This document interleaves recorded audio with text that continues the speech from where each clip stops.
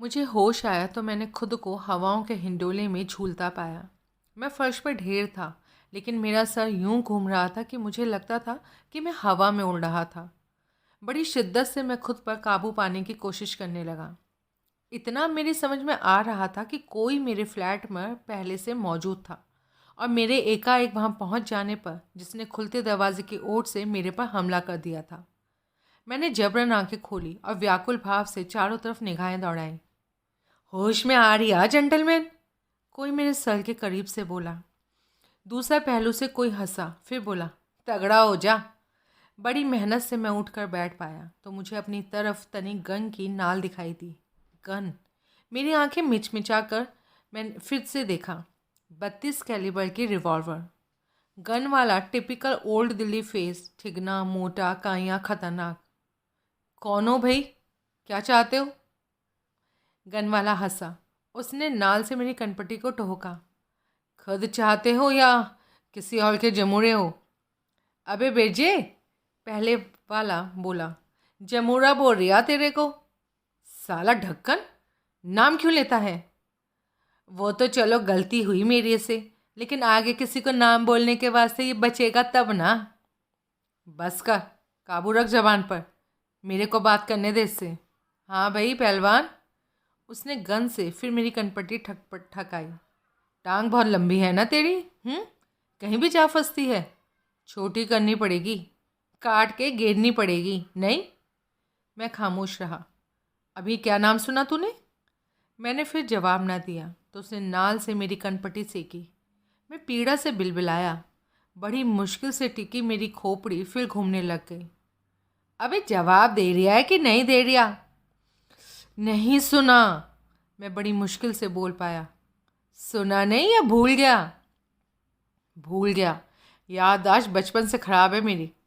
आज ठीक हो जाएगी, हमेशा के लिए तेरे बचपन की अलामत। बस अभी निमट लें तेरे से। अरे ये तो बोलो, तुम कौन हो, किसके आदमी हो, क्यों मेरे पीछे पड़े हो? अबे बिरजे, सॉरी उस्ताद, ये तो सवाल पे सवाल कर रिया।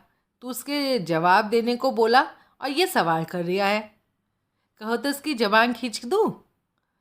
शागिर्द ठीक कह रिया, गन वाला बोला। सवाल ना कर पहलवान, जवाब दे। वो आइटम कहाँ है जो तूने सेफ से निकाली? कौन सी आइटम? कौन सी सेफ? हं, सब मालूम तेरे को। कल सिद्धार्थ एंकलेव में क्या कर रिया था? सेफ खुलवा रिया था। सेफ खुलवा ली थी, फिर आइटम की खबर क्यों नहीं तेरे को? जो सेफ में थी पर गायब हो गई। तेरे सिवाय खुली सेफ के करीब कोई नहीं था। अभी बोल रिया कि नहीं बोल रिया, आइटम कहाँ है? तुम्हें कोई गलत फहमी हो रही है। उस्ताद, पुड़िया दे रिया ये हमें, शागिर्द बोला। चुप रह जरा। उस्ताद यानी बिरजे बोला। हाँ तो पहलवान, क्या जवाब है तेरा? मेरे पास कोई जवाब होता तो मैं देता ना। मैं 3 तक गिनूंगा, तब भी आइटम की बाबत मुंह ना खोला ना तो ये नाल मुंह में घुसेड़ के गन खाली कर दूंगा। 1, उसकी उंगली ट्रिगर पर कसी। 2, अंगूठे से उसने गन का कुत्ता खींचा। 3, आगे ना उसके मुंह से ना निकल पाया।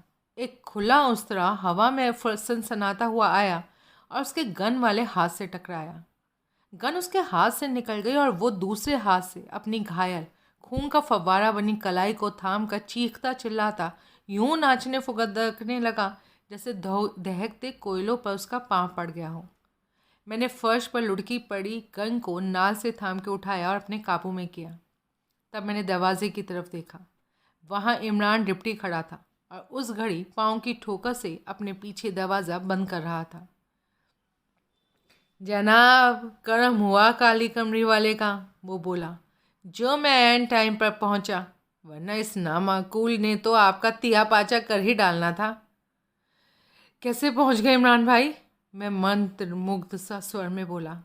जनाब, बोला तो था विष्णु कसाना की बाबत बोलने आऊँगा। ओह, सालों से कोताही हुई, भीतर से लॉक नहीं करा दरवाज़ा, वरना मेरे को खबर ही ना लगती भीतर क्या हो रहा था। मैं तो ये सोच के लौट गया होता कि आप घर पर नहीं थे। घर पर तो मैं सच में ही नहीं था, बस थोड़ी देर पहले लौटा था। और ये दोनों पहले से ही भीतर घुसे बैठे थे। ओह, अब इनका क्या करेंगे? सोचते हैं, अभी ज़रा निगाह रखना इन पर। निगाह ही निगाह है जनाब। डिप्टी लापरवाही से बोला। यह कोई हरकत तो करें, इस बार कलाई की जगह गला कटा होगा। बढ़िया। मैं भीतर बेडरूम में गया और वार्डरोब के पास पहुंचा। मेरी लाइसेंस शुदा स्मिथ एंड वेसन ब्रांड गन जहां होनी चाहिए थी वहां मौजूद थी। लगता था उनकी तलाशी अभी भीतर बेडरूम तक नहीं पहुंची थी। पहले ही मेरी आमद की सूरत में विघ्न आ गया था, या उस पर उनकी निगाह नहीं पड़ी थी। मैंने उस्ताद की गन को एक शॉपिंग बैग के हवाले किया और अपनी गन हाथ में ले ली। मैं वापस ड्राइंग रूम में लौटा, जहाँ शागिर्द 2 रुमाल जोड़कर उस्ताद की घायल कलाई पर पट्टी कसने की कोशिश कर रहा था। वहाँ मैंने पहला काम ये किया कि मोबाइल निकालकर दोनों की क्लोजअप में तस्वीरें खींच ली। ये क्या करते हो? उस्ताद ने तत्काल विरोध किया। एतराज़ है तेरे को? मैं उसकी तरफ अपनी गन तानता हिंसक भाव से बोला। लेकिन कर एतराज, फिर मैं तेरे को खींचता हूँ, तेरे शागिर्द को भी। सालो, गन लेकर सेंध मारों की तरह घर में घुसाए। यहाँ मरे पड़े होंगे तो कौन सवाल करेगा तुम्हारी बाबत मेरे से? दोनों के शरीर में स्पष्ट झुरझुरी दौड़ी। अब इनका क्या करेंगे? डिप्टी ने अपना सवाल दोहराया। मुश्किल सवाल है, मैं बोला। पुलिस को बुलाया तो इसकी घायल कलाई की जवाबदारी करनी होगी। मेरा इशारा इसी बात की तरफ था। सोचते हैं कुछ, पहले अपना औजार काबू में तो करो। डिप्टी ने आगे बढ़कर फर्श पर गिरा पड़ा अपना उस्तरा उठाया और उसके फल को उस्ताद की जैकेट के कंधे से रगड़कर अच्छी तरह से साफ किया। फिर उसने उसे दोहरा करके अपनी जेब के हवाले किया। मैं उन दोनों के सामने जा खड़ा हुआ। बेजे, मैं बोला, खून करने को आमादा बेजे। अब तेरा क्या होगा रे बेजे? उसने अपने सूखाए होठों पर जबान फेरी। पूरा नाम बोल, और जोड़ीदार का भी। वो परे देखने लगा। कलाई कटी है तेरी, जल्दी कोई डॉक्टरी इमदाद ना हासिल हुई ना तो ब्लीडिंग से ही मर जाएगा। वो भयभीत नज़र दे आने लगा। किसने भेजा बता? उसने जवाब ना दिया। सवाल करते वक्त जिन तरीकों को तू मेरे पर आजमा रहा था ना, वो मेरे को भी आजमाने आते हैं, देख। मैंने गन की नाल से उसकी कनपट्टी ठकठकाई।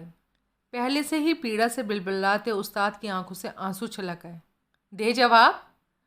उसने मजबूती से इनकार में सर हिलाया। मैं सच को जान लूँगा कमीनों, मौके की नज़ाकत समझो। दोनों को मार दूंगा तो भी मेरे पर कोई हर्फ नहीं आएगा। मार दो, वो दृढ़ता से बोला। जान जाती है तो चली जाए, जबान नहीं खुलवा पाओगे। क्या कहने, मालिक के लिए ऐसी वफादारी? हाँ, अमूमन कुत्तों में ही पाई जाती है। जो मर्जी कहो, लेकिन उसने कस के जबड़े बीचे। मैं कोशिश करूं जनाब, डिप्टी बोला। मेरी भवें उठी। डिप्टी ने उस तरफ फिर जेब से निकालकर हाथ में लिया और बड़े ड्रामाई अंदाज से उसे झटक कर खोला। दूसरी कलाई भी काटता हूँ, धीरे धीरे, जैसे बकरा ज़िबा करते हैं। फिर एक कान, फिर दूसरा, फिर नाक। एकाएक उस्ताद तौरा कर फर्श पर ढेर हुआ। बेहोश हो गया, शागिर्द दहशतनाक लहजे से बोला। मकर मार रहा है, डिप्टी बोला। मेरे ख्याल से नहीं, मैं बोला। तो होश में लाए इसे? मेरे ख्याल से ये काम जोड़ीदार बेहतर कर लेगा। क्या फरमाया जनाब? संभाल इसे, मैं शागिर्द से बोला। क्या? उसके मुंह से निकला। और निकल ले यहाँ से चुपचाप से। क्या? उसके चेहरे पर गहन अविश्वास के भाव आए। पहली फुर्सत में दोनों किसी पीर फकीर की मज़ार पर पेशानी रगड़ के आना कि मैंने तुम दोनों की जान बख्श दी। अब इससे पहले मेरा ख्याल बदल जाए, दफ़ा हो जाओ दोनों यहाँ से, अब्बी के अब्बी। उसने बेहोश उस्ताद को सहारा देकर उठाया और उसको संभालता लड़खड़ाता वहाँ से बाहर हो गया। पीछे मैं और डिप्टी अकेले रह गए। ये क्या किया जनाब? डिप्टी बोला। तुम्हारी खातिर किया, पुलिस आती तो उस तरह की जवाबदेही मुश्किल हो जाती। लेकिन जनाब, वो नामकूल ना हंजार आपका जान लेने पर आमादा था। इमरान भाई, जिसको अल्लाह रखे उसको कौन चखे। वो तो बजा फरमाया आपने जनाब, लेकिन आप कुछ उगलवा भी तो ना पाए उनसे, कुछ कुबलवा भी तो ना पाए। वो फिजूल की कोशिश होती। मुझे दिख रहा था वो ज़बान नहीं खोलने वाला था। और दूसरा, शागिर्द था, उस्ताद से बाहर कैसे जा सकता था। लेकिन वो आइंदा आपसे बदला उतारने की कोशिश ज़रूर करेंगे। मुझे उम्मीद नहीं वो किसी के पिट्ठू हैं। केस क्लोज हो जाने के बाद उनकी ऐसी कोई कोशिश बेमानी होगी। और जाति दुश्मनी वो ऐसे शख्स से क्यों दिखाएंगे जिसने उनकी जान बख्शी थी। बात तो आपकी ठीक है जनाब। उन्हें सिद्धार्थ एंकलेव वाली उस तिजोरी की खबर थी जो तुमने खोली थी। कैसे खबर थी उन्हें? हाँ बताइए। फ्लैट में घुसे बिना, उसको खंगाले बिना तो नहीं हो सकती थी। यानी मकतूला के फ्लैट की जो दुर्गत मैंने देखी थी उसके लिए ये दोनों जिम्मेदार थे। एक तो यकीनन उस्ताद, तो यकीनन जो कि तिजोरी के हवाले से मेरे से पूछ रहा था कि जो आइटम्स मैंने उसमें से निकाली थी वो कहाँ थी। उसे ये भी मालूम था कि कल मैं सिद्धार्थ एंकलेव वाले फ्लैट में था और सेफ खुलवा रहा था। कमबख्त ये भी बोला कि खुली सेफ के करीब मेरे सिवाय कोई नहीं था। इसे कैसे मालूम था? कैसे मालूम था? अरे भाई मेरी बात ना दोहराओ, जवाब दो। भाई मेरे को तो कोई जवाब नहीं सूझ रहा जनाब। तुम्ही ने तो कभी किसी के आगे मुंह ना फाड़ा? क्या? लाहौल! अरे जनाब ऐसी बेअतबारी! अरे इरादतन नहीं, गैर इरादतन, इत्तफाकन। नहीं, बिल्कुल भी नहीं। जिसकी मर्जी कसम उठवा लीजिए आप। ज़रूरत नहीं, अब अपने यहाँ आमद पर पहुँचो। क्या जाना केयर टेकर के बारे में? खास तो कुछ ना जाना जनाब, बस उसी बात की तस्दीक हुई जिसका इशारा मैं आपको पहले कर चुका हूँ। कुछ दिन पहले किसी दूसरे शख्स के साथ घाट पर देखा गया था। जब घाट की तस्दीक हुई, ओखला बैराज वाले घाट पर जोड़ीदार के साथ उस दूसरे शख्स के साथ देखा गया था। इमरान भाई, इस बात की पुलिस को भी खबर है और आगे ये भी खबर है कि वो दूसरा शख्स कौन था। अच्छा, कौन था? तुम थे। क्या? इमरान डिप्टी था। क्या बात करते हो? पुलिस को अपनी इस जानकारी पर पूरा एतबार है और वो अब बड़ी शिद्दत से तुम्हारी तलाश कर रही है। अभी खामोश तलाश है, जो कामयाब ना हुई तो वारंट गिरफ्तारी जारी हो सकता है। अगला पॉइंट बुलेटिन जारी हो सकता है। इमरान भाई, मौजूदा हालात ऐसे बन गए हैं कि तुम्हें हिरासत में लिया जाना ऐन वक्त की बात है। हाँ, आप तो मुझे डरा रहे हैं। अगर कोई गुनाह नहीं किया तो क्यों डरते हो? बेगुनाह हो तो खुद ही पेश हो जाओ और अपनी बाबत पुलिस की गलतफहमी दूर करो। हो ना बेगुनाह? उसने मजबूती से सहमति में सर हिलाया। तो मैं इंस्पेक्टर यादव को फ़ोन करता हूँ और उसको बोलता हूँ कि तुम यहाँ हो। अच्छा, बल्कि तुम खुद फ़ोन करो, अच्छा इंप्रेशन बैठेगा। ठीक है, बोलिए नंबर। मैंने उसे इंस्पेक्टर यादव का मोबाइल नंबर बताया। उसने मेरे लैंडलाइन से कॉल लगाई। आदाब अर्ज करता हूँ हुजूर। कॉल लगी तो वो बोला, आपका खादिम इमरान डिप्टी बोल रहा हूँ। अभी मेरे को खबर लगी है कि आपको मेरी तलाश है। अब जनाब, कैसे भी लगी, बस लगी। खबर गलत है तो बोलिए, सही है तो बोलिए। सही है तो तलाश किस वास्ते? खादिम हाजिर होता है ना आपके हुजूर में, कल सुबह 10 बजे आपके ऑफिस में। हाँ हाँ, पक्की हाजिरी भरूंगा। जी, फ़ौरन तो मुमकिन नहीं है जनाब। बंदे की भी कुछ मसरूफियात होती हैं जिनको नज़रअंदाज नहीं किया जा सकता। जनाब, कल सुबह ना हाजिर हूँ तो जो चोर की सज़ा वो मेरी सज़ा। क्या फरमाया? वो सज़ा मैं काट चुका हूँ। ठीक है, सूली पर टांग दीजिएगा इस मर्तबा, ताकि टंटा ही ख़त्म हो। खुदा हाफिज़। उसने फ़ोन बंद किया और पेशानी पहुँचने लगा। क्या हुआ? मैं बोला। बहुत जालिम हाकिम है। मेरे नाम कल रात वाले कत्ल से भी जोड़ने की कोशिश कर रहा था, जबकि तुम्हारा तो उससे कोई वास्ता नहीं, दूर दूर तक का नहीं है। तो क्यों थे तुम वहाँ पर? उस वजह से नहीं था जो इंस्पेक्टर साहब सोच रहे थे, या शायद आप भी सोच रहे हैं। तो किस वजह से थे? वही जो जग जाहिर थी। बेटी इंतकाल फरमा गई ना उनकी, मातमपुसी के लिए गया था। वाकिफ कैसे थे? तोशनीवाल साहब रियल एस्टेट के बिजनेस में आना चाहते हैं। एक बिचौलिए के जरिए इस बिजनेस के एक्सपर्ट के तौर पर मैंने अपने आप को पेश किया था। हो तुम एक्सपर्ट? टॉप का तो नहीं, लेकिन हूँ ठीक ठाक। मकसद क्या था इसका? अरे बिजनेस ही मकसद था मेरा, और क्या था। दौलतमंद आदमी था, उससे 4 पैसे झाड़ लेने की उम्मीद थी, इसलिए ताल्लुकात बना रहा था। और जनाब, इस सिलसिले में हौसला अफजा बात ये थी, इतने बड़े आदमी को पता नहीं मेरे में क्या भाग गया था, मुझे छूट देने लगा था, बाकायदा मुंह लगाने लगा था। अच्छा, और इसलिए कल रात उसकी कोठी पर पहुंचे थे तुम? मुअज़्ज़िज़ मेहमान की तरह जनाब। मेरी हैसियत देखी, औकात देखी, और फिर कल की उस हाज़िरी पर गौर फरमाइए, जहाँ तुम उसकी छूट और उसकी पर्सनालिटी को कैच कर रहे थे। यही समझ लीजिए। पुलिस की इस नई जानकारी के बारे में क्या कहते हो कि घाट पर केयर टेकर के साथ तुम थे? कह नहीं चुका? फिर कहो। उनकी जानकारी गलत है। भीकू नाम के एक नाव वाले की सूरत में एक गवाह है उनके पास। गलत गवाह है। उसने तुम्हारा हुलिया बयान किया था। गलत बयान है। पुलिस को शिनाख्त पर एतबार है। गलत है पुलिस, और शिनाख्त भी गलत है। सब गलत है, सब कुछ गलत है, बस एक तुम ही ठीक हो। इस मर्तबा तो ऐसा ही है जनाब। कल मिल रहा हूँ ना सख्त हाकिम से, यकीन दिला के ही मानूंगा उन्हें मेरे बारे में मुगालता है। दिला लोगे? बिला शक जनाब। जब कोई शक एक जगह नहीं होता ना, तो दूसरी जगह होता है। मैं यकीन दिलाऊंगा ना इंस्पेक्टर साहब को कि मैं एक जगह नहीं, दूसरी जगह पर था। मैं घाट पर नहीं, कहीं और था। ओके, मैं दुआ करूंगा तुम्हारी कामयाबी की। शुक्रिया जनाब, इजाज़त दीजिए। तभी फ़ोन की घंटी बजी। मैंने लाइन पर यादव को पाया। वो यहाँ था तुम्हारे पास? यादव का भड़का स्वर सुनाई दिया। कौन? तेरा डिप्टी, और कौन? मेरा डिप्टी? बकवास मत कर, पहलियाँ नहीं कर मुझे मेरे साथ। कैसे जाना? पूछता है कैसे जाना, जैसे बड़ा मुश्किल काम था। अरे उसकी कॉल के वक्त तेरी लैंडलाइन का नंबर आया था, नहीं आया था मेरे मोबाइल पर? ओह, अब कहाँ है? चला गया। चला गया? रोका क्यों नहीं?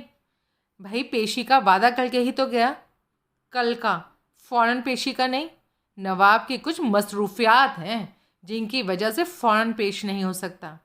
एक बार हाथ आ जाए सही, निकालता हूँ साले की मसरूफियात और नवाबी भी। बहरहाल तूने बहुत गलत किया कोहली। अब मुझे क्या पता था उसकी कल सुबह की हाजिरी तुम्हें मंजूर नहीं थी। उसके फ़ोन कॉल के वक्त मुझे तो एक तरफ की बात सुनाई दे रही थी ना। आया क्यों था? वो केयर टेकर से वाकिफ़ था, इसलिए कल मैंने उसे केयर टेकर की तलाश करने को बोला था। बताने आया तो था। अभी तक तो उसकी कोई खोज खबर नहीं मिल पाई थी। अच्छा, हाँ, अभी कहाँ हो? मैं तो हॉस्पिटल में हूँ। कोहली, तूने डिप्टी को जान के निकाला ना, ताकि तेरी शाम तक होल्ड वाली बात कच्ची ना हो। बोल। अभी मैं उसको बोलता कि और भी 2 जने थे जिन्हें मैंने निकाल जाने दिया, तो शायद वो फ़ोन पर ही मुझे गोली मार देता। ऐसी कोई बात नहीं है यादव साहब, प्रत्यक्षता मैं बोला। यकीन करो मेरा। नहीं करूँगा तो और क्या करूँगा? मौका तो हाथ से जाता रहा ना। अरे मौके आते जाते रहते हैं, कोई नफ़ा कोई नुकसान परमानेंट नहीं होता। बकवास ना कर, प्रवचन ना कर, और कुछ कहना है तो कह, नहीं तो बंद कर। कहना है क्या? किसी की शिनाख्त के लिए सरकारी मदद की ज़रूरत है मुझे। किसकी? किसी और केस से ताल्लुकात रखते शख्स की। अभी पक्का नहीं है, शिनाख्त के बाद पक्का होने की उम्मीद है। अभी तुम मदद करो तो। मैं कैसे करूं? मालूम नहीं तेरे को? हॉस्पिटल में फंसा हूं। सब इंस्पेक्टर गिरीश तोमर, वो इस घड़ी मुझसे ज़्यादा बिजी है। तो फिर कोहली, अगर वक्त ज़ाया करने वाला काम निकला ना, या अपना उल्लू सीधा करने वाला काम निकला, तो तुझे ऐसा फिट करूँगा ना, याद रखेगा तू। नहीं निकलेगा, नहीं निकलेगा, और अगर निकला ना तो जो आपकी मर्जी करना। रावत से बात कर, वो सुनेगा मेरी? बात कर देख। फिर भी अगर कोई आश्वासन होता तो। मैं नाहक बोल रहा था। लाइन कट चुकी थी। हाकिम खफा था। रावत का मोबाइल मुझे नहीं मालूम था, लेकिन उसका होटल कोजी इनमें होना लाजमी था, क्योंकि उस पर दिशा भटनागर की निगरानी की जिम्मेदारी थी। मैं कनॉट प्लेस पहुंचा। सब इंस्पेक्टर भूपत सिंह रावत मुझे होटल की पहली मंजिल पर स्थित रिसेप्शन पर बैठा टीवी देखता मिला। आओ भाई, तुम्हारा इंतज़ार कर रहा था। अच्छा, इंस्पेक्टर साहब का फ़ोन आया ना, बोले तुम्हें किसी की शिनाख्त के लिए पुलिस की मदद की ज़रूरत थी। ओह, आजकल साहब के बड़े सगे बने हुए हो। नहीं बना हुआ यार, बस यूँ समझो कि साहब की मेहरबानी की बेमौसम बरसात हुई। बेमौसम बरसात तो बस होती ही है, टिकती कहाँ है। हाँ, ये मेहरबानी भी नहीं टिकने की, इसलिए जो हेल्प कर सकते हो ना, प्लीज़ जल्दी कर दो। क्या चाहते हो? मैंने उसे पेपर बैग में मौजूद गन दिखाई। इससे 2 वेरिफिकेशन चाहता हूँ, मैं बोला। एक तो इस पर किसकी उंगलियों के निशान हैं, जिनकी हो सके तो मैं पुलिस रिकॉर्ड से शिनाख्त करना चाहता हूँ। ये तो कोई बड़ा काम नहीं। आजकल नोन क्रिमिनल्स का फिंगरप्रिंट्स रिकॉर्ड फुली कंप्यूटराइज्ड है। एक कमांड से हकीकत सामने आ जाएगी कि किसके फिंगरप्रिंट्स वाले का इस पर जो फिंगरप्रिंट्स है इसका रिकॉर्ड है या नहीं। दूसरी बात, ये 32 कैलिबर की गन है। दिख रहा है मुझे तो तुम्हारे पास 32 कैलिबर की बुलेट है ना, जो तुमने डियर पार्क में एक पिकनिक हट की दीवार में से खोद कर निकाली थी।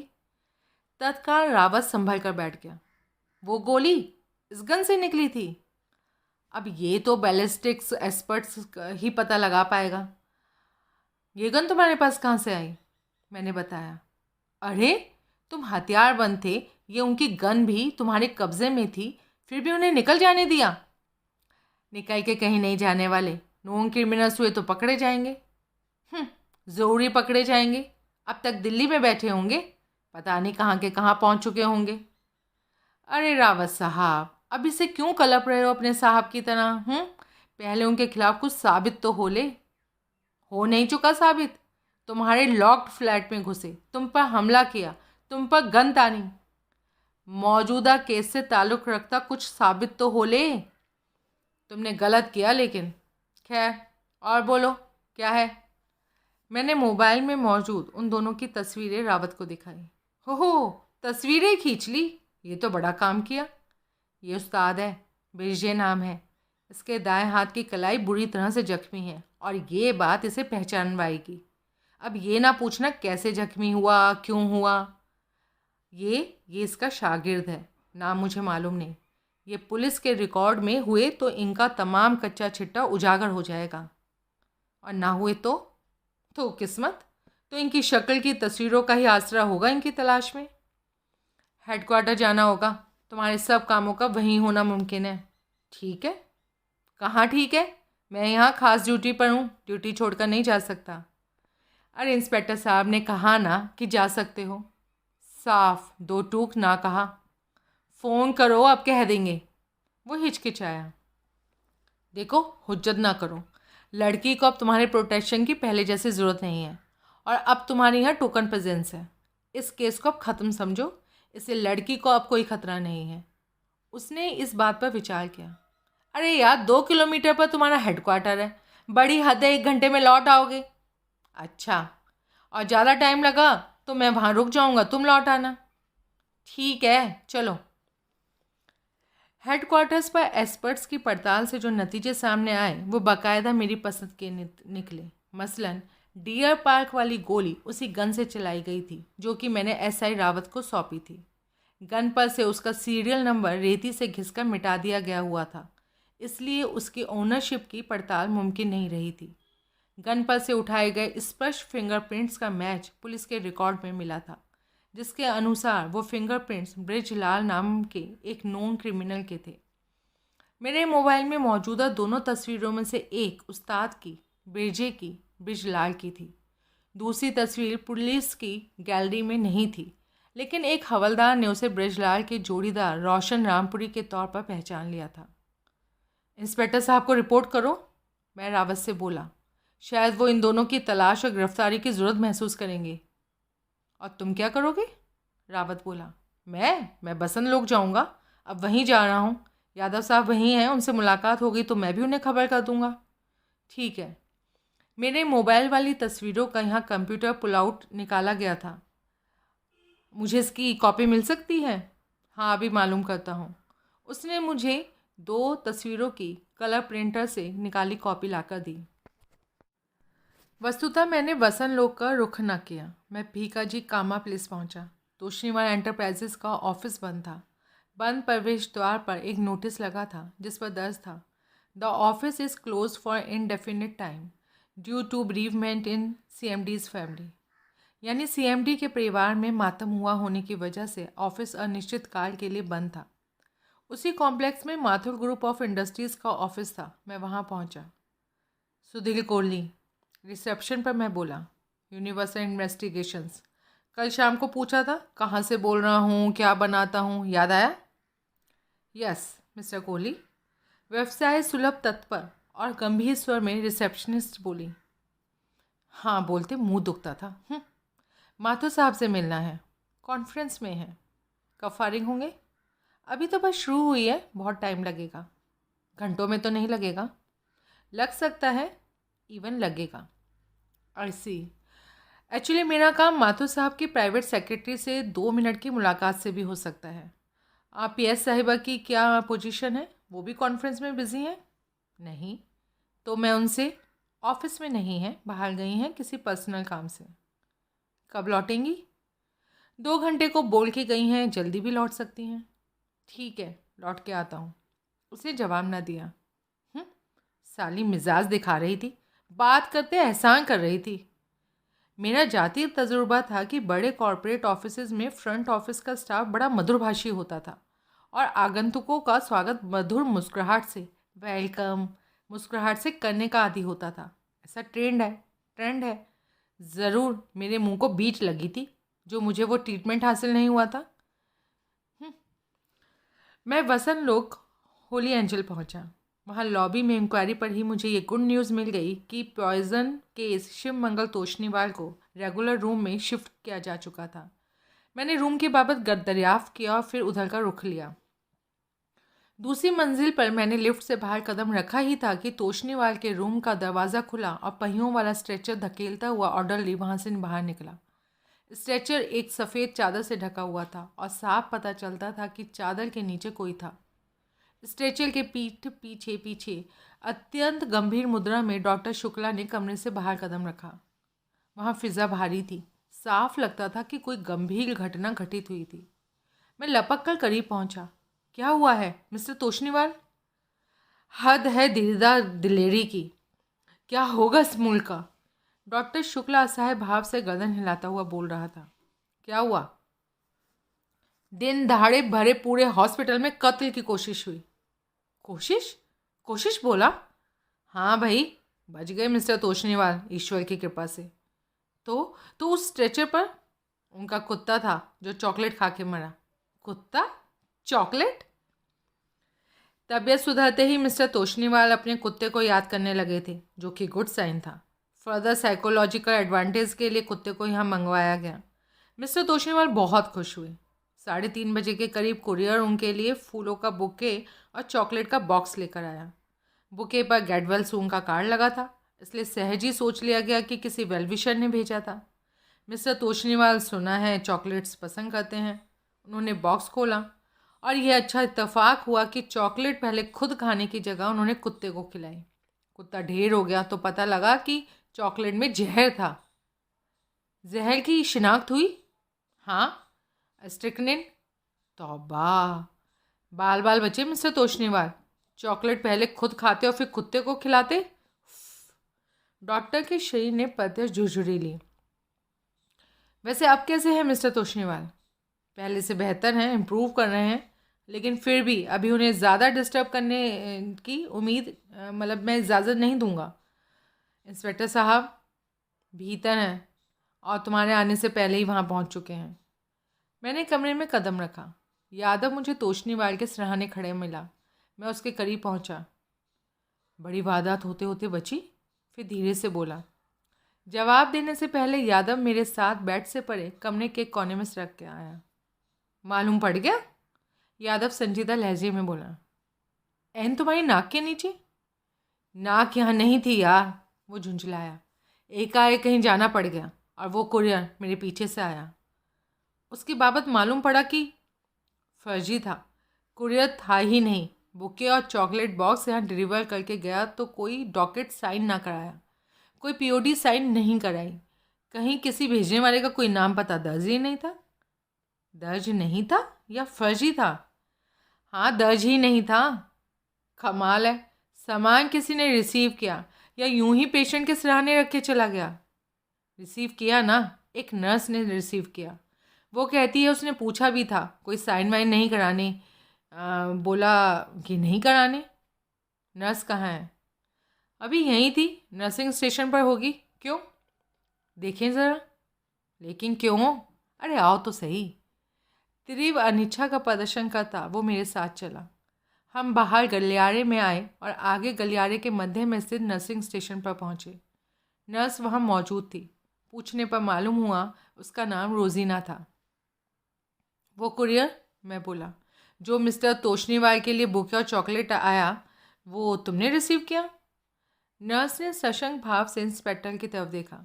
यादव ने सहमति में सर हिलाकर उसे जवाब देने के लिए प्रेरित किया ना, नर्स बोली। बट फनी कुरियर, कोई डॉकेट साइन नहीं करवाया, कोई पीओडी एंडोर्स करने को ना बोला। उसकी सूरत ठीक से देखी थी? देखी ना, फनी बिहेव करता था तो देखा ना। बयान करो। आई don't understand. What did he look like? हो दैट। उसने जो हुलिया बयान किया उससे मेरे जहन में फ़ौरन घंटी बजाई। मैंने अपने हालिया पोजीशन दोनों कंप्यूटर प्रिंट्स जेब से निकाले और शागिर्द का फ़ोटो उसे दिखाया। He was the man. Print पर निगाह पड़ते ही नर्स उत्तेजित भाव से बोली, he was the man indeed. I can recognise him from a mile. Yadav ने तस्वीर मेरे हाथ से झपटी। फट जाएगी, तुम्हारे रिकॉर्ड में है, इसे छीनने की क्या ज़रूरत है? कौन है ये? रोशन रामपुरी नाम है इसका। ब्रजलाल नाम के एक दूसरे बैट कैरेक्टर का जोड़ीदार है, यानी शागिर्द है। क्या किस्सा है ये? यहाँ से हटो, बताता हूँ।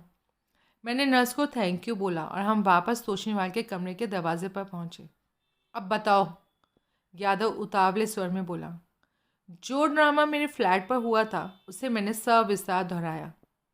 अरे उन्हें रोका क्यों नहीं? यादव कलपता सा बोला।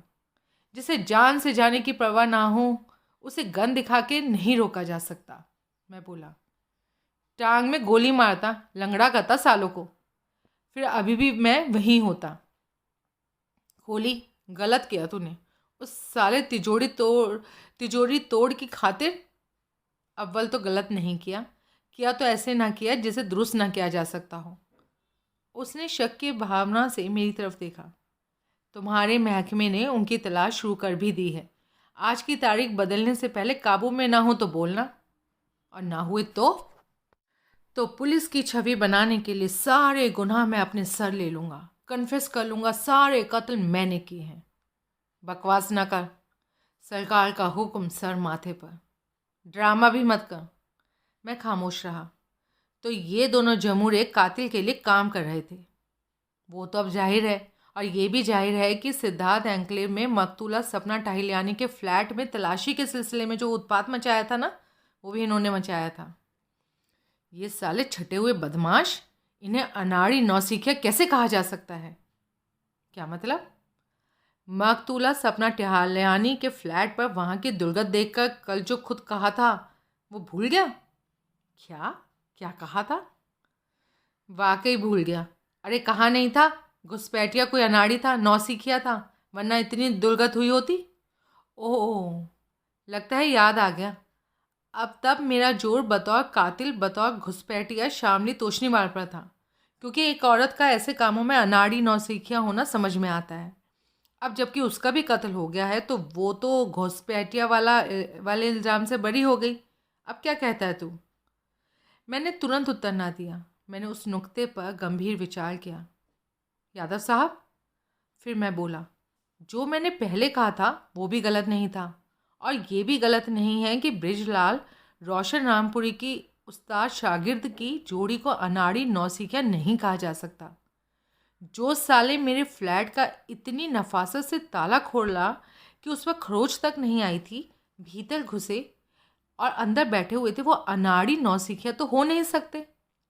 फिर इसका एक ही मतलब है। क्या? तलाशी किसी और ने ली और अपनी नाकामी को आगे ट्रांसफ़र किया। ये भी बताया कि वहाँ एक तिजोरी थी जो कि आसानी से खोली नहीं जा सकती थी, और ये कि तलाश की आइटम उस तिजोरी में बंद हो सकती थी। तब तक उन जमीरों ने टेक ओवर, जिन्हें खबर थी तिजोरी खोली जा चुकी थी, मेरी मौजूदगी में खोली जा चुकी थी। मैं तिजोरी खोलने वाले के साथ यहाँ वहाँ अकेला था, इसलिए मैंने बकौल उनके आइटम वहाँ से निकाली हो सकती थी। इसलिए वो दोनों मेरे फ्लैट में घुसे थे और उस आइटम को तलाश कर रहे थे, जबकि मैं ऊपर से पहुँच गया था। यादव साहब, मेरे सवाल ये है कि उन्हें कैसे मालूम था कि बाद में तिजोरी मेरी मौजूदगी में खोली गई थी और आइटम मैंने उसमें से निकाल ली थी, इसलिए पुलिस के हाथ नहीं लगी थी? तूने निकाल ली थी? वो ऐसा समझ रहे थे। दाता, तूने निकाल ली थी। उस्ताद तिजोरी तोड़ के साथ तिजोरी के सिरहाने अकेला होने का फ़ायदा उठाया। What nonsense! अरे कहाँ की बात आप कहाँ पहुँचा रहे हो? ये कोई वक्त है ऐसी बातें करने का? कोहली, सच बता दे, तूने तिजोरी में से कुछ निकाला था? जिसकी मर्जी कसम आप उठवा लो, ऐसा कुछ नहीं किया था मैंने। अब मेरे पर एतबार लाओ और इस बात का पीछा छोड़ो और मेरे सवाल की तरफ तवज्जो दो। उन लोगों को कैसे मालूम था कि किसी की नाकाम तलाशी के बाद तिजोरी खोल ली गई थी और मैंने उसमें से कोई आइटम निकाली हो सकती थी? कातिल ने बताया, जिसके लिए वो काम कर रहे थे उसने बताया। उनको कैसे मालूम था? वो तो मौका वारदात पर मौजूद नहीं था और ना वो हो सकता था। यादव कई क्षण खामोश रहा। मेड! फिर एकाएक बोला, मकतूला की मेड किरण। ये जानकारी किसी ने उससे निकलवाई। वही तब फ्लैट में आ जा रही थी। छत वाले कमरे में बैठने की जगह 2 बार नीचे आई थी। इतनी नादान वो नहीं थी कि ना भाप पाती कि वहाँ क्या हो रहा था। बात तो तुम्हारी ठीक है, वो तो बेडरूम में मेरे और डिप्टी के सर पर भी आ पहुंची थी। उन दोनों बदमाशों में से कोई, या फिर दोनों, या खुद कातिल उससे मिला और प्यार से या फिर मनुहार से या धमकी से उसने अपने मतलब की बात इससे निकलवाई और ये गलत नतीजा निकाला कि आइटम उनकी ज़बान में मेरे कब्ज़े में थी, इसलिए वो मेरे पर चढ़ दौड़े। अब तो जाहिर है ऐसा ही हुआ। कोहली, नाहक तूने उन्हें निकल जाने दिया, फिर वहीं पहुंच गया आप। अच्छा चल छोड़, आइटम की बात कर। आइटम बहुत हो गया। आइटम आखिर थी क्या? बहुवचन में बोले हर बार वो लोग ज़रूर अनपढ़ थे। मुंह से आइटम निकलता था, जहन में आइटम्स होता था। अरे थी क्या? तारीख बदलने से पहले जान जाओगे? क्या मतलब है तेरा? कहीं तू जान तो नहीं चुका? नहीं, जान चुका होता तो तुमसे छुपा के रखता, मजाल होती मेरी। हाँ यादव साहब, ऑनेस्ट, मैंने अपने गले की घंटी को छुआ। इस बाबत मैं कुछ नहीं जान चुका। तो फिर ये क्यों बोला कि तारीख बदलने से पहले मैं जान जाऊंगा? सब जान जाएंगे। मुझे यूं समझो कि इल्हाम हो रहा है कि ये केस बस वाइंड अप हुआ है कि हुआ। अच्छा, गोली तो नहीं दे रहा? नहीं, मेरी मजाल। ढक के रख अपनी मजाल को। कोहली, मैं बहुत बुरा आदमी हूँ। खामखा अपने मुंह ना मियाँ मिट्ठू ना बनो। इतने बुरे नहीं हो। तुमसे कहीं बुरे मौजूद हैं दिल्ली शहर में। फिर 6 बेटियों का बाप चाह कर भी इतना बुरा नहीं हो सकता। कहो, मैंने गलत कहा? सही गलत समझ में आए तो कुछ कहूँ ना। अब पोजीशन क्या है? किसकी? केस की। तोशनीवाल के साथ हुई नई वारदात के कॉन्टेस्ट में केस की। अरे ये पूछना कि मेरी पोजीशन क्या है। क्या? जम के क्लास ले रहा है तोशनीवाल। मेरे को निकम्मा पुलिस वाला करार दे रहा है। इल्ज़ाम लगा रहा है कि पहले मेरी नाक के नीचे उसकी बीवी का खून हो गया, अब यहाँ उसका होते होते बचा, बाल बाल बचा। बड़े थिएट्रिकल अंदाज में कह रहा था कि उसकी खातिर प्रिंस शहीद हो गया, खुद मर के उसे ज़िंदगी दे गया। इतना कुछ कह रहा है तो बात कर सकता है ना? जाहिर है, क्यों? चलो अंदर, करते हैं हम दोनों बात। हमने भीतर कदम रखा। डॉक्टर शुक्ला भीतर मौजूद था और अपने मरीज़ का मुआयना कर रहा था। हम उसके फारिग होने का इंतज़ार करने लगे।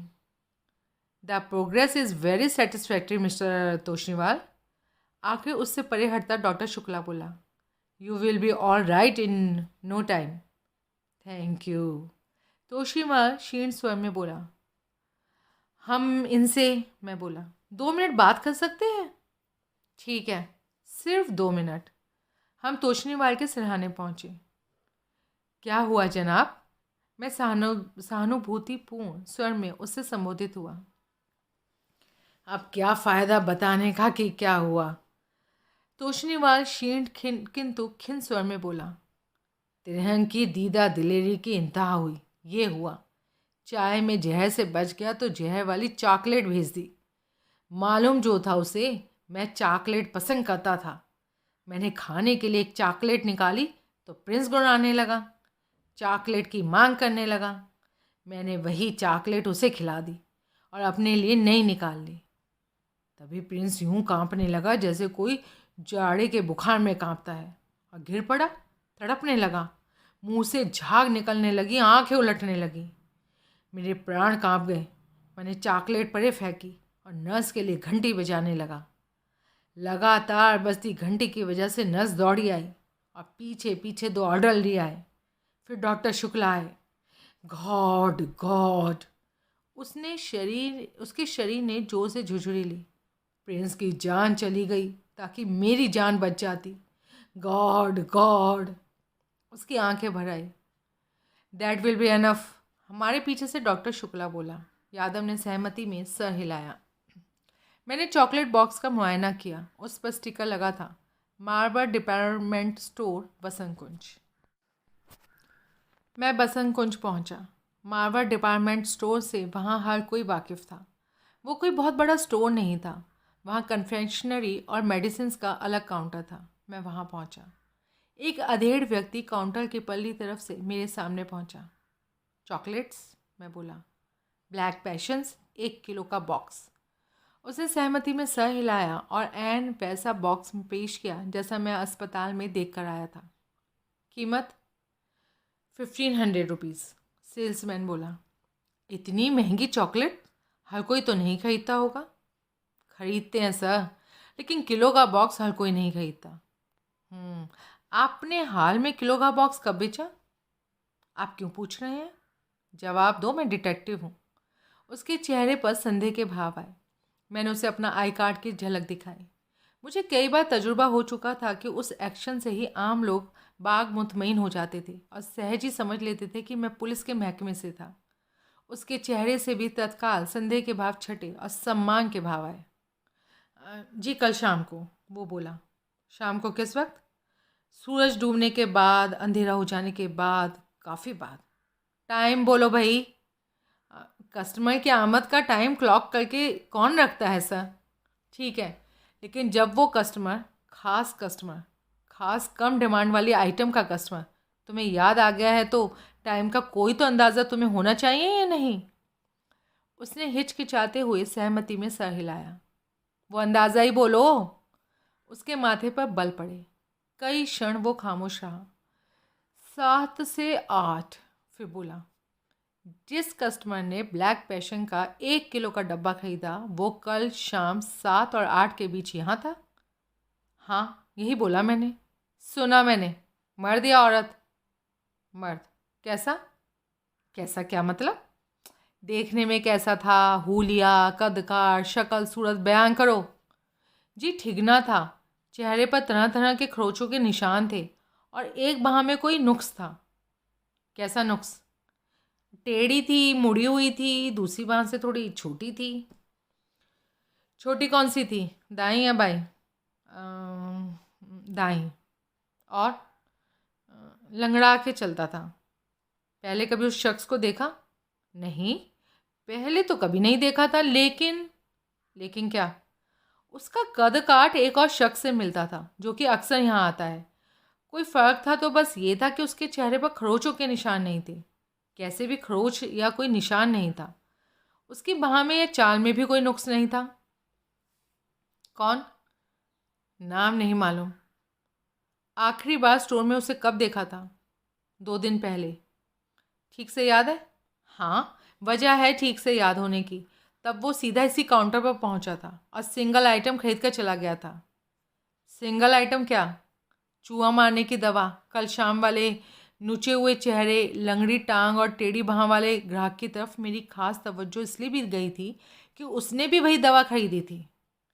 Rat poison? हाँ। स्ट्रिक्निन? ये मुझे नहीं मालूम।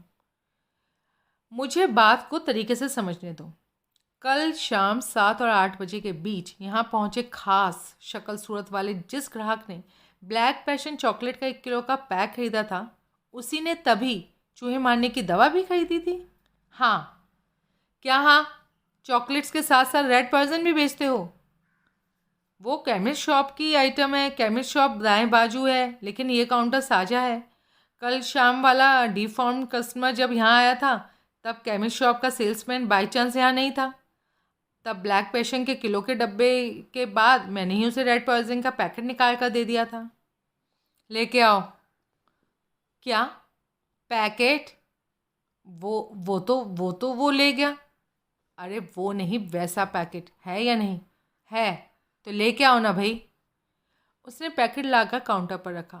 वो एन वैसा पैकेट था जैसा पिछली रात देवीलाल के कमरे की अलमारी के टॉप शेल्फ पर से बरामद हुआ था। इस पर मैं बोला, रेड पॉइजन के नीचे स्ट्रिक्निन लिखा तो है? हाँ लिखा है, लेकिन मैंने ध्यान नहीं दिया था। ये घातक जहर है साहब। जहर की बाबत मुझे मालूम है, लेकिन मैं नाम से बेखबर था। मुश्किल स्पेलिंग्स वाला वर्ड है ना, मेरे से प्रोनाउंस नहीं होता। जब मालूम है ये जहर है, तो ये भी मालूम होना चाहिए कि इसका कोई बेजा इस्तेमाल हो सकता है। मालूम है सर, सावधानी बरतते हैं हम। क्या? क्या सावधानी बरतते हो? कस्टमर से कैश मीमो पर साइन कराते हैं और नाम और मोबाइल नंबर लिखवाते हैं। कल लिखवाया था? हाँ बिल्कुल, 2 दिन पहले भी। वो पढ़ी देखने लगा। जवाब दो। वो वो क्या है कि 2 दिन पहले वाला कस्टमर ना नोन था, अक्सर यहाँ आता था, इसलिए उसे रूटीन से बरी कर दिया। उससे परचेज पर साइन नहीं कराए, ना नाम और ना मोबाइल नंबर लिखवाया। ये रूटीन हमारी खुद की है, कोई सरकारी फरमान नहीं है। जिस ग्राहक को हम पहचानते हैं उसके लिए रूटीन को हम नज़रअंदाज कर सकते हैं। This is highly irregular. खामखा, जब ऐसा कोई सरकारी नियम या हुक्म ही नहीं है तो। ठीक है ठीक है। कल शाम वाले कस्टमर के बारे में क्या कहते हो? वो तो नोन कस्टमर नहीं था? या था? नहीं था सर, इसलिए उससे कैश मेमो पर साइन कराए गए थे और नाम और मोबाइल नंबर लिखवाया गया था। गुड। यहाँ बिल कैसे बनाते हो? कंप्यूटर से या बिल बुक पर? दोनों तरह से सर। कल प्रिंटर डाउन था, इसलिए बिल बुक पर बनवाया था। जाओ बिल बुक लेकर आओ और मुझे कार्बन कॉपी दिखाओ। उसने वो काम किया। फिर बिल बुक को एक जगह से खोलकर मेरे सामने रखा। कार्बन कॉपी पर कस्टमर का नाम उसके हस्ताक्षरों के नीचे कैपिटल लेटर्स में विष्णु कसाना दर्ज था। मैं मोबाइल निकालकर उस पेज की तस्वीर खींचने लगा। फ़ोटोकॉपी मिल सकती है, सेल्समैन बोला। फ़ोटोकॉपियर यहीं है। फिर क्या बात है, शुक्रिया पहले कबूल करो। और वो कॉपी बनाकर ले आया।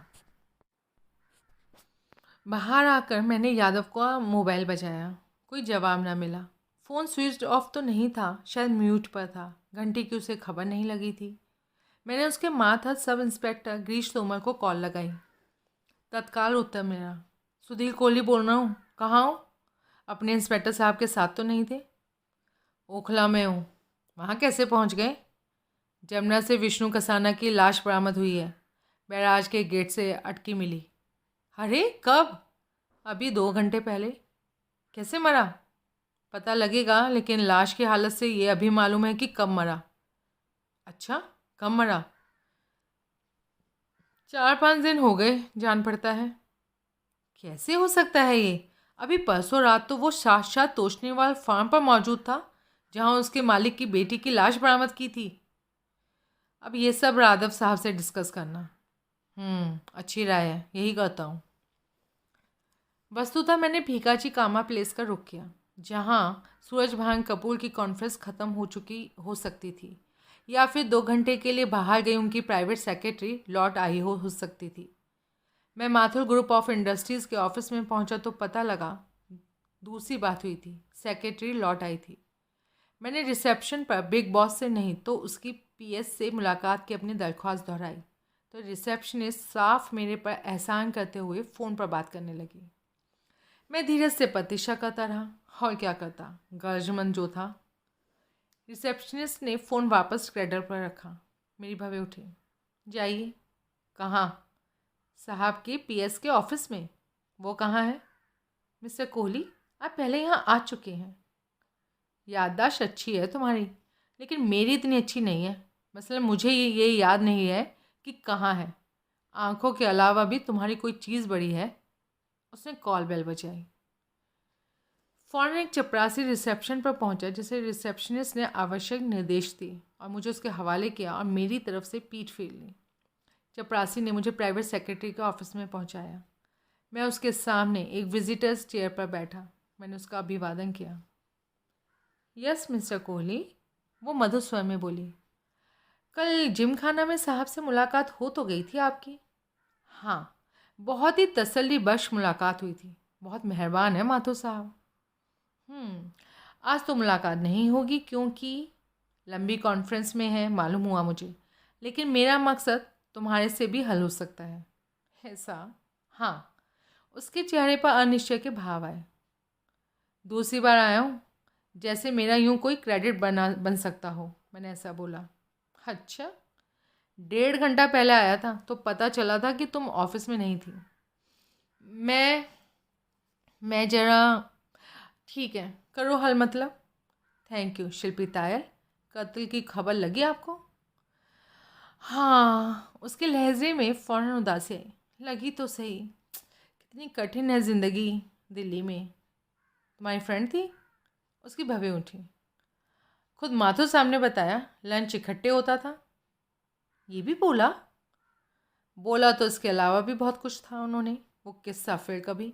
अभी मैं शिल्पी तायल के घर का पता जानना चाहता हूँ। क्यों? है कोई वजह जो तुम्हें समझाना मुश्किल है? कोशिश करो। टाइम ज़ाया होगा। साहब लंबी कॉन्फ्रेंस में है, इसलिए है मेरे पास टाइम। मेरे पास नहीं है। मुझे उसका पता कैसे मालूम होगा? वैसे ही जैसे सखी को सखी से और बहुत कुछ मालूम होता है। I don't understand. Try to. जब उसने ये तक बताया कि कभी उसके एम्प्लॉयर का उससे अफेयर था, ये तक बताया कि कभी उसकी माँ भी उसके एम्प्लॉयर की मुलाजिम थी, तो ये तक बताया कि दैट विल बी एनफ। वो जल्दी से बोली। मैं खामोश हो गया। कैसे जाना इतना कुछ? माधुर साहब ने बताया। कमाल है, इतना मुंह लगाया कल तुम्हें। हाँ, वो बिज़ी ना होते तो पता मैं उन्हीं से पूछता। उन्हें मालूम होता? तुमसे मालूम करते ना। वो सक पकाई। मेरी दरख्वास्त पर मुंह लगा जो ठहरा मैं उनका। हम्म, इतना सोच विचार बेमानी है। मुझे मालूम है वो चितरंजन पार्क के एक किराए के फ्लैट में रहती थी। ये कैसे मालूम है? उसी ने बताया था। यानी तुम उससे मिले थे? हाँ, अभी कल ही मिला था। तो पता उसी से पूछ लेते। तब ज़रूरत नहीं थी। तब मालूम नहीं था कि इतनी जल्दी उस अंजाम तक पहुंचेगी जिसको कि पहुंची। हाँ। उसने अवसाद भरी गहरी सांस ली। उसका कत्ल हुआ। कत्ल के बाद पता क्या कोई सीक्रेट रहा होगा? तुम डिटेक्टिव हो, पुलिस से भी मालूम कर सकते हो। बिल्कुल ठीक। लेकिन मुझे उंगली से अंगूठे तक पहुंचने के लिए कोहनी तक वाला रूट पकड़ने की आदत है। जमा तुम्हारी जैसी प्राइम ब्यूटी से लंबी लंबी हाँकने की भी आदत है। उसके चेहरे पर हैरानी के भाव आए, क्योंकि मेरा मिजाज लड़कपन से आशिकाना है। बस करो, नोट करो address. C460 second floor, Vipin Chandram Pal Marg और चित्तरंजन पार्क। Thank you. अकेली रहती थी? नहीं, एक फ्लैटमेट थी। चित्रिका मुखर्जी नाम है। बंगाली? भाई जब मुखर्जी है तो। ठीक ठीक। ताये के बारे में क्या कहती हो? क्या कहूँ? शिल्पी कौन जात हुई? मुझे नहीं मालूम। कोई अंदाज़ा? नहीं है, लेकिन फिर भी एक अंदाज़ा है भी। क्या? शायद बंगाली हो, इसलिए बंगाली फ्लैटमेट चुनी हो। शायद उसका नाम किसी लंबे नाम का छोटा एडिशन हो, जैसे मुखोपाध्याय का मुखर्जी होता है, चट्टोपाध्याय का चैटर्जी होता है, इस टाइप ऑफ। हाँ वही। लहजे से बंगाली लगती थी। नहीं भाई, लेकिन इसमें हैरानी की कोई बात नहीं थी। दिल्ली में पुराने बसे बाशिंदों का एक ही लहजा होता है, दिल्ली वाला। ठीक है। ये फ्लैटमेट चित्रिका मुखर्जी, ये क्या करती है? नौकरी करती है कॉल सेंटर की। तो वो तो शिफ्ट की जॉब होती है ना? हाँ। फिर हो सकता है घर पर हो। हाँ हो सकता है, ट्राई करके देख लो। राय का शुक्रिया मैम। मैं उठ खड़ा हुआ, और सहयोग का डबल शुक्रिया। वेलकम। वैसे एक बात का अफसोस है। किस बात का? सखी की सखी का नाम बताया, अपना नाम नहीं बताया। वो हंसी, खनकती हंसी, तौबा शिकन हंसी, मेरी खास जानी पहचानी हंसी तो फंसी वाली हंसी। हिमानी, हिमानी पाहुजा। नाम मैंने फ्यूचर प्रॉस्पेक्ट्स की लिस्ट में दर्ज कर लिया। 20 मिनट बाद मैं चितरंजन पार्क पहुंचा। C460 के सेकंड फ्लोर की घंटी बजा रहा था। घुट घुटनों से ज़रा नीचे तक आने वाली टाइट जीन्स और वुलन स्कीवी पहने एक सांवली रंगत वाली कटे बालों वाली निहायत दुबली लेकिन बढ़िया बनी हुई युवती ने दरवाज़ा खोला। यस, वो सहज भाव से बोली। चित्रिका मुखर्जी? मैंने अदब से पूछा। वो सक पकाई। उसने सकदिंद भाव से मेरी तरफ देखा। हाँ। फिर बोली, मैं सुधीर कोहली। मैंने उसे अपना आई कार्ड की झलक दिखाई। डिटेक्टिव, आपकी फ्लैटमेट शिल्पी तायल के सिलसिले में यहाँ आया। पुलिस तो आके जा चुकी है। पुलिस डिटेक्टिव नहीं हूँ, प्राइवेट डिटेक्टिव हूँ। प्राइवेट डिटेक्टिव का यहाँ क्या काम? बाई चांस है। वो क्या है ना कि शिल्पी के एम्प्लॉयर मिस्टर शिव मंगल तोशनीवाल ने मुझे एंगेज किया है शिल्पी के मर्डर की तफ्तीश के लिए, मल्टीपल मर्डर्स की तफ्तीश के लिए। आपको पता चला ही होगा, उनकी बेटी सुरभि और पत्नी शामली का भी मर्डर हुआ है। तीनों कत्ल एक ही जंजील की कड़ियों हो सकते हैं।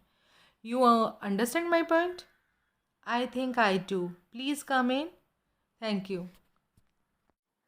मैंने भीतर सुसज्जित ड्राइंग रूम में कदम रखा तो उसने मेरे पीछे दरवाज़ा बंद किया। काफ़ी बड़ा फ्लैट है। मैं हर तरफ निगाह दौड़ाता बोला। 3 bedroom, drawing, dining, servant room. वो बोली, किराया भी बड़ा ही होगा। ऐसा ही है। 3 बेडरूम यानी कोई तीसरा फ्लैटमेट भी? नहीं, खाली है, लेकिन फर्निश्ड है, गेस्ट रूम की तरह यूज़ होता है। आई सी। मैम, इससे पहले मैं अपनी इन्वेस्टिगेशन के सिलसिले में आगे बढ़ूं, इजाज़त हो तो कुछ दुनियादारी की बात करूं। ऐसी बात करूं जिससे कि मेरी जिज्ञासा शांत हो। जिज्ञासा? किसकी बाबत? आप ही की बाबत। ठीक है, करो। खफा तो नहीं होंगी ना? नहीं। प्रॉमिस? यस। आप टोटल इतनी ही है? क्या बोला? 2 बार सामने से गुजरेंगी तो आपकी परछाई मेरे पर पड़ जा पाएगी। उसकी हंसी छूट गई। अरे मैं साइज़ 0 हूँ। फिर हंसी दबाती बोली, यानी कि है ही नहीं। लगता है साइज़ 0 का मतलब नहीं समझते हो। समझता तो हूँ, लेकिन अब मैं क्या कहूँ। जितनी कुल हो उससे ज़्यादा का तो सलमान खान ब्रेकफास्ट करता होगा। वो फिर हंसी। बस करो अब। इस बार उसने हंसी दबाने की कोशिश नहीं की। काफ़ी दुनियादार बन चुके हो, अब मतलब की बात करो जो कि करने आए हो। ओके, शिल्पी का रूम कौन सा है? उसने एक बंद दरवाजे की ओर इशारा किया। पुलिस आपकी मौजूदगी में यहाँ आई थी? ओह, कैसे आती? मेन डोर तोड़कर? सॉरी, कुछ हाथ लगा? नहीं, मेरे ख्याल से तो वो लोग इस नियत से आए ही नहीं थे। वो तो लगता था कि उस जगह से महज वाकिफ़ होने आए थे जहाँ की वो रहती थी। फिर भी उसका सामान वगैरह तो टटोला होगा। हाँ, खाना पूरी तो की। आपसे भी पूछताछ की होगी? की थी, लेकिन वो भी खाना पूरी ही थी। कब से वाकिफ़ थी, कब से साथ रह रही थी, मरने वाले का कोई दुश्मन, कोई ख़ास दोस्त, वो वारदात होने से पहले मरने वाली का मूड कैसा था, क्या डरी हुई थी, किस बात से परेशान थी, नॉर्मल डेली लाइफ शेड्यूल में इसमें कोई सडन चेंज वगैरह वगैरह। आई सी। खासतौर से मेरे से ये पूछा था कि क्या मुझे मरने वाले की कोई रिश्तेदार संगे संबंधी की कोई खबर थी आपको? नहीं, लेकिन लेकिन क्या? एक दो बार जब वो फ़ोन पर थी तो लगा था जैसे अपनी माँ से बात कर रही हो। आउट ऑफ क्यूरोसिटी मैंने उस बाबत सवाल किया तो जवाब मिला था कि मुझे गलतफहमी हुई थी। उसकी माँ तो ज़िंदा नहीं थी, कब की मर चुकी थी। हम्म। कब से यहाँ रह रही थी? 5 साल से। शुरू से आप यहाँ उसके साथ थी? हाँ। ये फ्लैट फर्निश्ड मिला था आपको? नहीं, खुद फर्निश किया था। सब कुछ तो बहुत एक्सपेंसिव दिखाई दे रहा है। मोटा खर्चा हुआ होगा। हाँ, उसी ने किया। जी? Actually I don't have a big salary. मैं लग्जरी अफोर्ड नहीं कर सकती। वो कर सकती थी? कर ही सकती थी तभी तो सारा खर्चा किया ना। सारा? आपने कुछ भी शेयर नहीं किया?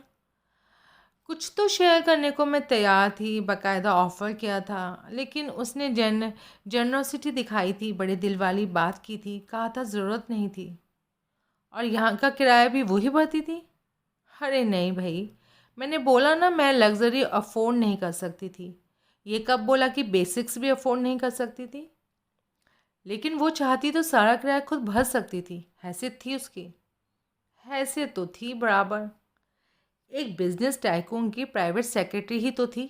बहुत ज़्यादा तनख्वाह भी होगी तो कितनी होगी? तनख्वाह की बात नहीं थी। अच्छा, यानी आमदनी का कोई और भी ज़रिया था? कोई मेजर इन्वेस्टमेंट्स, कोई हैवी इनहेरिटेंस? एक्चुअली मेरे ख्याल से तो नहीं, लेकिन जब भी कोई हैवी एक्सपेंडिचर्स पेश होता था तो उसको मीट करने के लिए रिक्वायर्ड सम उसके पास होता था।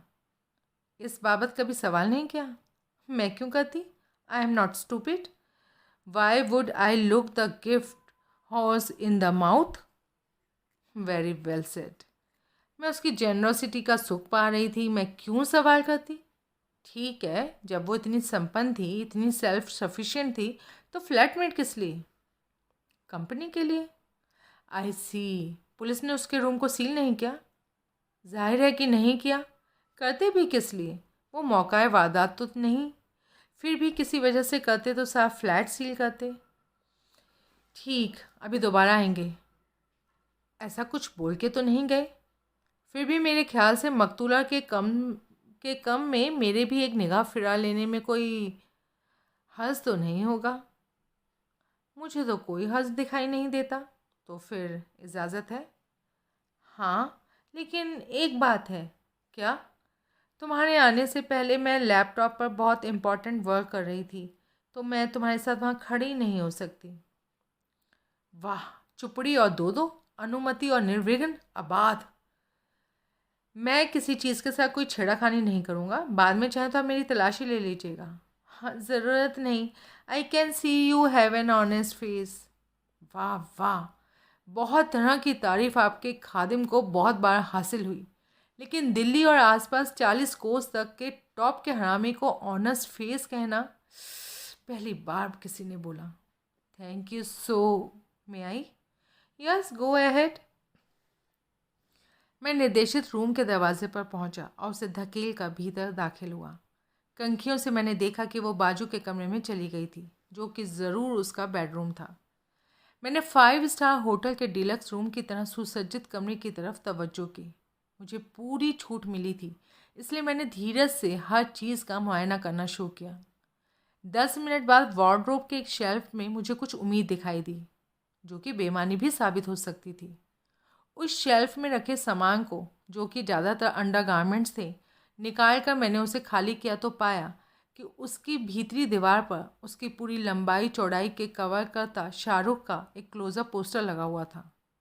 वार्डरोब के अंदर जनाना साजो सामान से तकरीबन कवर्ड। किस लिए? मकतूला शाहरुख की फ़ैन थी तो उसे बेडरूम में किसी प्रोमिनेंट जगह पर लगाती। मैंने पोस्टर को टटोला, बोर्ड को कई बार कई जगह ठकठकाया, नतीजा 0। फिर मुझे एहसास हुआ कि पोस्टर बोर्ड पर पेस्टेड नहीं था, खाली चारों तरफ से सेलो टेप से बोर्ड पर चिपकाया गया हुआ था। नाजायज़ हरकत थी, लेकिन मैंने पोस्टर को वहाँ से हटाने का फ़ैसला किया। बेडरूम में एक दीवार के साथ लगा एक फैंसी राइटिंग डेस्क था, जहाँ मुझे डिस्पेंसर में सेलो टेप भी दिखाई दिया। और कलमदान में वैसा स्टेशनरी आइटम चाकू भी दिखाई दिया जिसका फल एक ट्रिगर सरकाने से बाहर निकलता था। मैंने दोनों चीज़ें अपने कब्जे में की और वार्डरोब पर वापस लौटा। मैंने चाकू का फल 1 इंच बाहर निकाला और उसकी तीखी नोक से सावधानी से पोस्टर के चारों किनारों पर फेरा तो सेलो टेप कटता चला गया और पोस्टर दीवार से अलग हो गया। आशापूर्ण निगाहों से मैंने पीछे के बोर्ड का मुआयना किया। बेकार, वो बस बोर्ड ही था। राइटिंग डेस्क पर एक लॉन्ग आर्म टेबल लैंप पड़ा था जिसकी कनेक्टिंग कॉर्ड भी काफ़ी लंबी थी। मैंने लैंप को अपने काबू में किया, कॉर्ड को पूरा फैलाया, लॉन्ग आर्म को पूरा खोला तो उसका CFL ट्यूब वाला हैंड आराम से वार्डरोब के उस शेल्फ तक पहुंच गया जिसमें से शाहरुख पदच्युत किया जा चुका था। लैंप की तीखी रोशनी में मैंने शेल्फ के पिछले हिस्से का मुआयना किया तो चारों भुजाओं से कोई 2-2 इंच परे एक बेहद बारीक लकीर से बनी आयत के दर्शन हुए। एक निगाह में वो आयत ऐसी लगती थी जैसे किसी ने पेंसिल से बोर्ड पर उकेरी हो। पेंसिल से खामखा? मैंने खुद से जिरह की। ज़रूर कोई भेद था। चाकू की तीखी बारीक नोक को मैंने आयत की एक भुजा पर रखा और धीरे धीरे फल पर दबाव डाला। नोक बोर्ड में दाखिल होने लगा।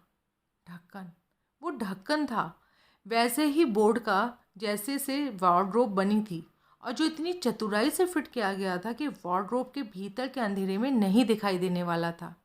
मुझे भी दिखाई ना देता, अगरचे कि मुझे उस शेल्फ को टेबल लैंप की तीखी रोशनी से रोशन करना न सूझा होता।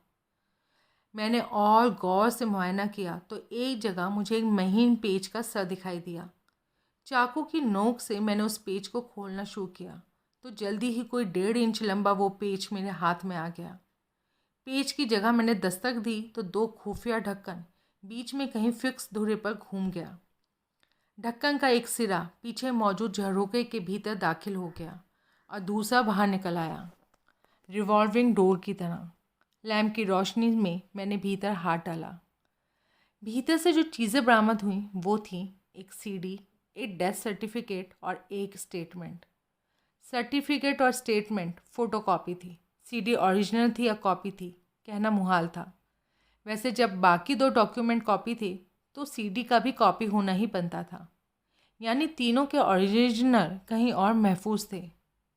आइटम बहुवचन में, जिनकी बरामदी की उम्मीद किसी को नहीं कहीं से थी और मौजूद वो कहीं और पाई गई थी, और ओरिजिनल्स अभी किसी तीसरी जगह महफूज थी। अब हर राज उजागर हो रहा था, हर राज पर पड़े पर्दे उड़ रहे थे। अब मैं नहीं कह सकता था कि निशा मिलता है कातिल का, मगर कातिल नहीं मिलता।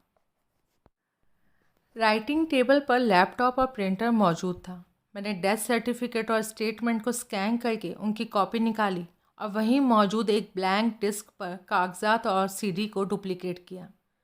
फिर CD से लैपटॉप पर ट्रांसफ़र हुई मूवी को अपने मोबाइल पर ट्रांसफ़र किया। लैपटॉप पर से मैंने सब कुछ इरेज कर दिया और अपनी मेहनत को अपने कोट की भीतरी जेब के हवाले किया।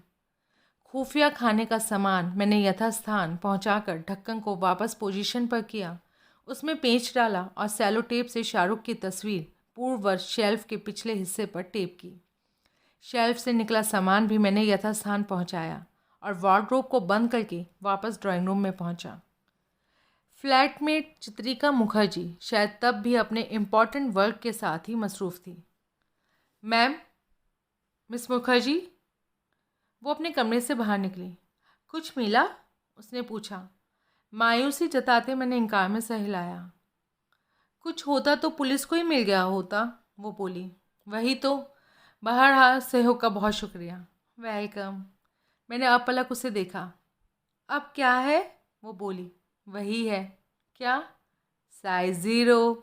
जहन से निकलता ही नहीं। ना निकले, क्या प्रॉब्लम है? प्रॉब्लम तो कोई नहीं, लेकिन मैं सोच रहा था। क्या? बेसन लगा के तल लूँ तो कोई इजाफा होगा साइज़ में? वो जोर से हंसी।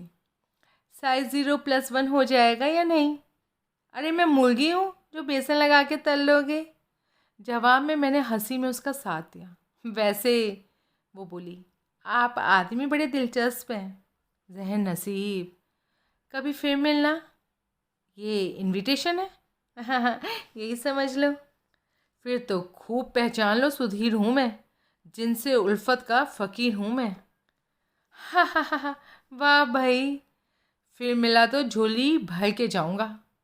किससे? जिनसे उल्फत से। ठीक है, लेकिन अब जाओ तो सही, जाओगे तो फिर आओगे ना। हंसी में उसका साथ देते मैंने रुखसत पाई। क्या खूब कहा था किसी गूढ़ ज्ञानी ने, जिंदगी के हर पल में प्यार, हर लम्हे में खुशी, खो दो तो यादें, जी लो तो जिंदगी। वाह वाह वाह। मैं फिर होली एंजल्स हॉस्पिटल पहुंचा। यादव तब भी तोशनीवाल के कमरे में मौजूद था। मैंने उसे बाहर बुलाया। फ़ोन म्यूट पर लगाया हुआ है? मैंने पूछा। नहीं तो, देखो। उसने फ़ोन निकाल कर उसकी स्क्रीन पर निगाह डाली। म्यूट पर है, लेकिन मैंने नहीं लगाया। पता नहीं कैसे खुद ही पहुंच गया। हाँ, होता है ऐसा कई बार। ठीक करता हूँ, लेकिन तुम मेरा फ़ोन जनरल पर करवाने तो नहीं आए? वो चॉकलेट, जहर वाली, जो यहाँ तोशनीवाल को डिलीवर हुई, वसंत कुंज में ही स्थित मारवाड़ डिपार्टमेंट स्टोर से खरीदी गई थी। बहुत बड़ी खोज की। ये तो बॉक्स पर दर्ज ही था, स्टिकर की सूरत में। बॉक्स पर खरीदने वाले का हुलिया तो दर्ज नहीं था ना? यादव सकपकाया। उसने घूर कर मुझे देखा। वहाँ गए थे? फिर बोला, हाँ। वहाँ से खरीदने वाले का हुलिया पता लगा? हाँ। खरीदार ठिगना था। चेहरे पर तरह तरह की खरोचों के निशान थे, और एक बाँह टेढ़ी थी, मुड़ी हुई थी, दूसरी से बाईं से छोटी थी, और लंगड़ा के चलता था। और अभी और भी। तुम्हारी शक्ल पर लिखा है ये तो। ठीक पहचाना। उसी डिफॉर्म्ड आदमी ने वो जहर भी खरीदा था जो कि चॉकलेट्स में पाया गया था। स्ट्रिक्निन? हाँ, चूहा मारने की दवा की सूरत में। खरीदा देवीलाल? उसका ख्याल कैसे आया? भाई, उसके कमरे में तो वही दवा बरामद हुई थी। देवीलाल भी क्या मतलब?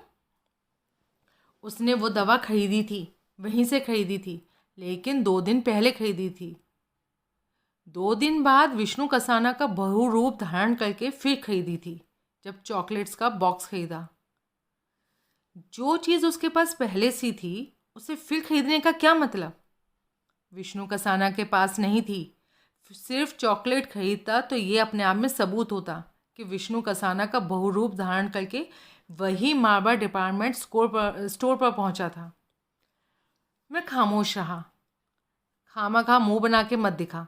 इस बाबत कल रात तोशनीवाल की कोठी पर तूने जो प्रवचन किया था, उसे तू भूल गया जान पड़ता है।